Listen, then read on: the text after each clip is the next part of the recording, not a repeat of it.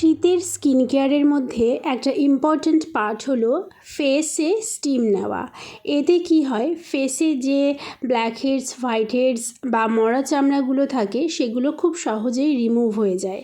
Steam নেওয়ার পরে আমি একটুখানি চালের গুঁড়ো আর স্ম্যাশড পটাটো দিয়ে স্ক্রাবিং করে নিয়েছিলাম এবং সেকেন্ড স্টেপে স্ম্যাশ পটাটোর সাথে একটু বেসন আর একটু গ্লিসারিন মিশিয়ে প্যাকটা 10 মিনিট স্টে করিয়ে ফেসে তারপরে এই যে 7-8 মিনিট একটু ম্যাসাজ করে ধুয়ে নিতে হবে। তোমরা ধুয়েও নিতে পারো বা ভেজা টাওয়াল দিয়ে মুছেও নিতে পারো।